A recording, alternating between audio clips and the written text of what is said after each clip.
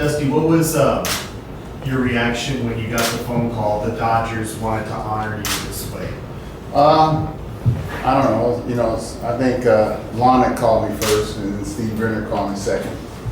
And I really didn't know what to say because I really wasn't expecting it, and I don't really know if I even wanted it because I didn't know, if I deserved it as much as some of the other guys did. And I mean, like I told you earlier, it's a tremendous honor. Personally, I would vote for Reggie Smith first if I voted for myself. I thought Reggie was the best player on the team. But, I'm hoping that they bring, some more of my teammates on board. And I think about all the greats that I'm joining and some of the greats that, aren't on it. And I was really thinking about the guys that really helped me when I came from out the corner on the Braves. And then I was kind of matured on the Dodgers.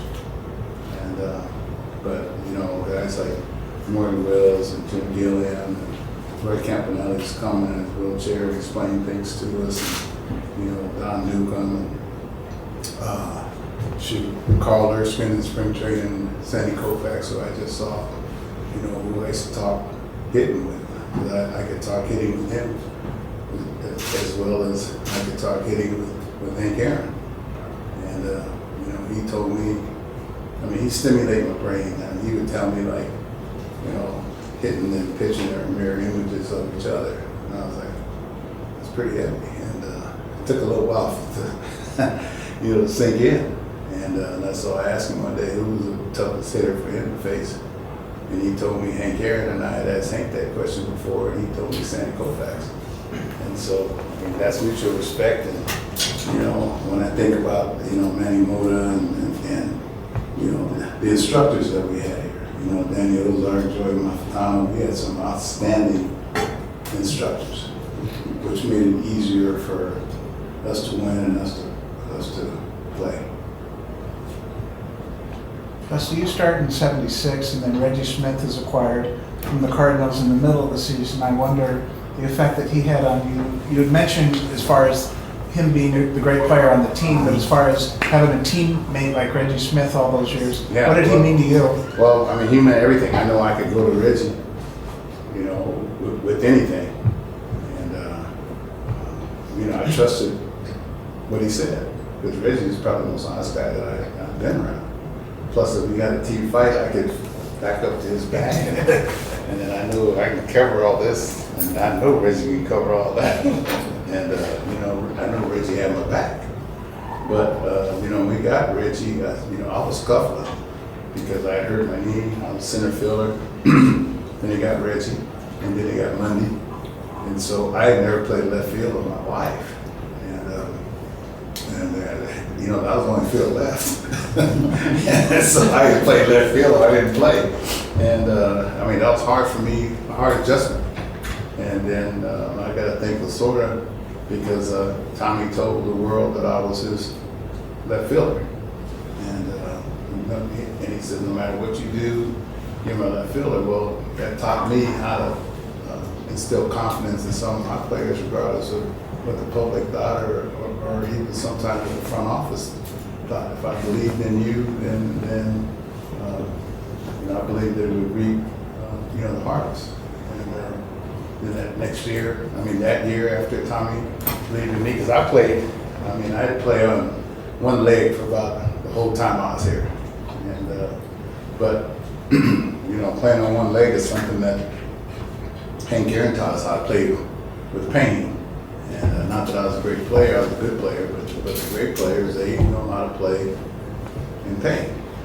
And just like Steve Garvey, I remember he used to have migraines, and this guy would, play with migraines. And so, I learned a lot from, my teammates, especially Reggie. Would you say Hank Aaron had the greatest influence on your career? Yes. Hank, he got me when I was a kid. He told my mother that he would take care of me as if I was his own son. And And so he made me go to church, made me, get up and eat breakfast, all the things that young 18-year-olds that tell everybody, to tell the world I'm grown now, I can do what I want, even if it's wrong. And so Hank, was a guy that, like my dad, couldn't lie to him yet tell him the truth. And I use that throughout my whole life. And other than my dad passing, the morning my wife came and told me that Hank Aaron had passed, that was devastating. And I've had a couple of tough weeks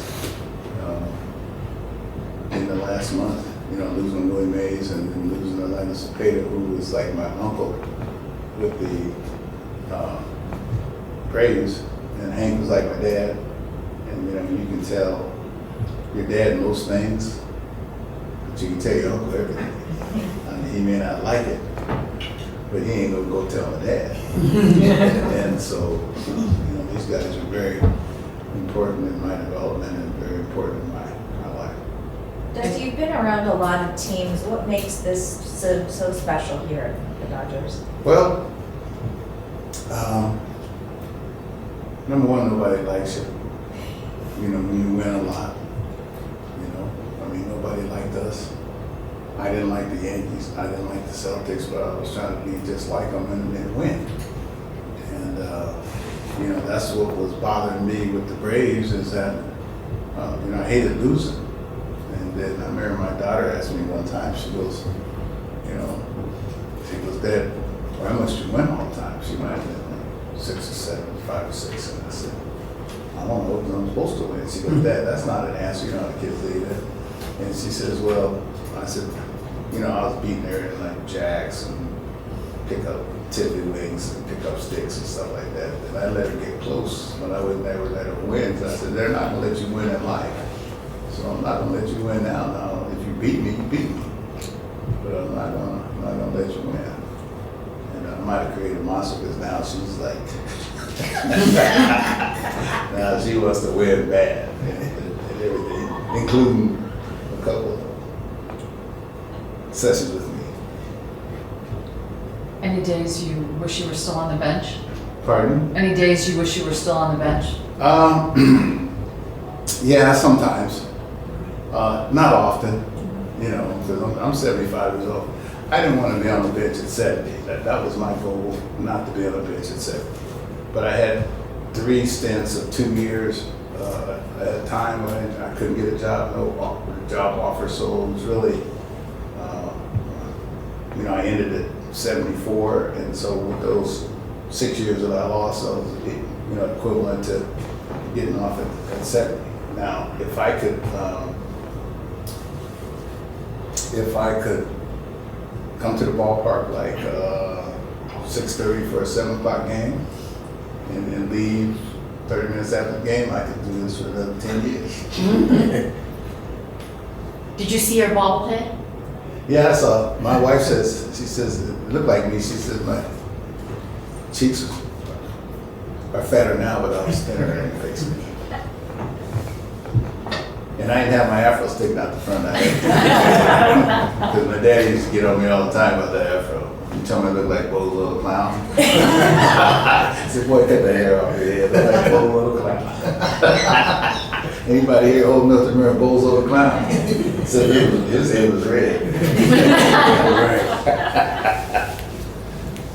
Hey, Dusty, you've interacted with, the highest profile people. Can you describe what it was like playing in LA and Tommy bringing all those people in and you guys, kind of playing up to that but still being focused? Well, like Tommy's the one who taught us. I mean, you go in his office, and there could be Don Rickles, there could be Frank Sinatra, there could be anybody in Tommy's office. And, that happened to me once I was like, damn, I like Tommy. And then I'd always have food, because Tommy always had food. Like I'd feed my players. And, when you're in LA, man, I remember like Rob Lowe, his little boy, and all the guys used to come around and they love baseball. They love the Dodgers. And, it was pretty cool. My daughter, you know, she was 8, 9 years old. She still was in love with Mario, what's his name, Lopez? Oh, yeah. And he'd call the house and she'd be like, Dad, did he ask about me? I said, no. But, yeah, it was, you know, like when I was here for the All-Star game, Snoop had called me and then, you know, had agreed to manage the All-Star, to be one of my honorary coaches. But, you know, the guy asked too late, but the league, you know, wouldn't do it. And then next thing I know, I see Snoop on NFL football and Monday Night Football, and now I see him on the world, in front of the world at the Olympics. So, yeah, I know some high profile people, but you know, behind closed doors, they're just regular people. You know, and that's, you know, that's how you should be. Dusty, Yes. please share the Bakersfield team. The other fans throw candy or something. Yeah. And then you pick up. How did it get started? It got started by one fan, and he would throw me bubble yum every day. And you know, he's a good man. I don't think he's still alive, but he used to throw me bubble gum every day. And then everybody started throwing me bubble gum, because then I was using bubble gum instead of toothpick. And so I would pick his gum out and chew it. And I wouldn't chew the rest of them because, you know, I didn't know somebody put some LSD in it or nobody believed it. And so, yeah, the one friend, I think his name was Art, the fan that would bring me bubble gum every day.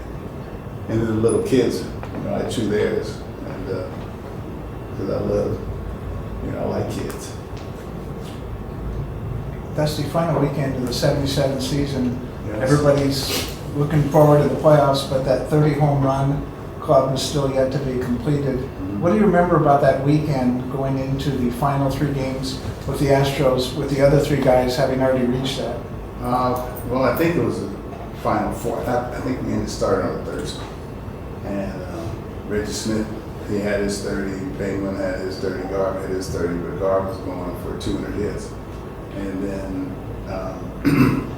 Reggie told J.R. Richard, who was pitching on Sunday, who I never hit a home run off of, but I was going to hit a home run off of him. I said, Reggie, this guy don't need anymore.